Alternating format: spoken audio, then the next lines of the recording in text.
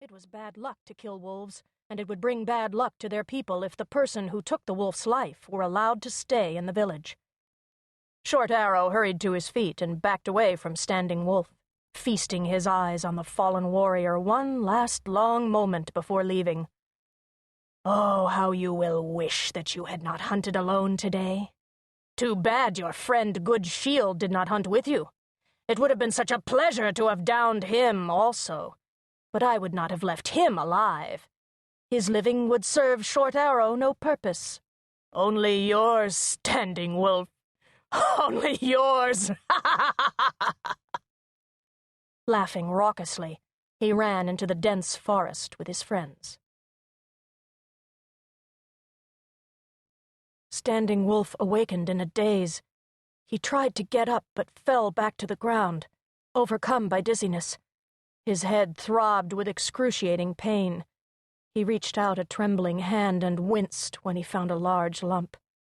Someone had ambushed him. But why? He was liked and admired by everyone.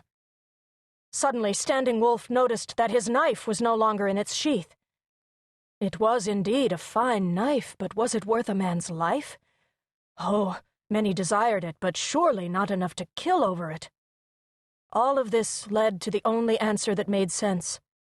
He had been downed for vengeance's sake alone. And there was only one man who would seek such vengeance against Standing Wolf: Short Arrow.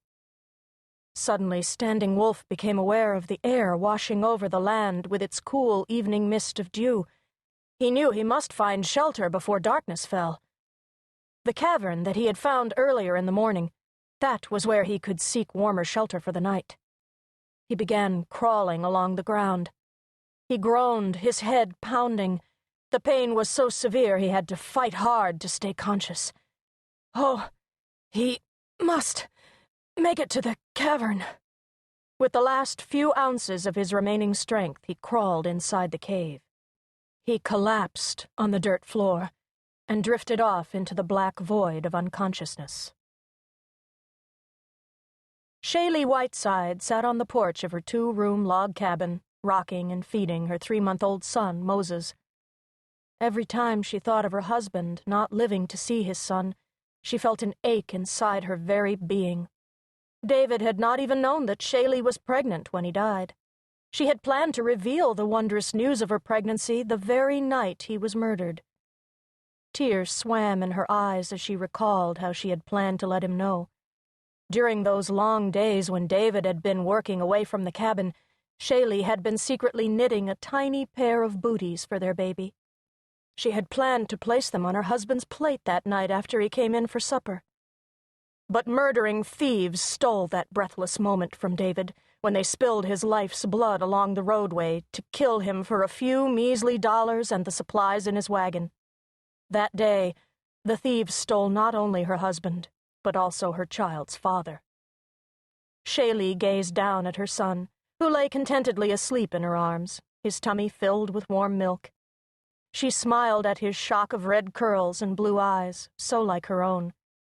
Then she slid the blanket back from his face and ran a finger over the butterfly-shaped birthmark beneath his left ear. "A butterfly's kiss," she whispered, smiling.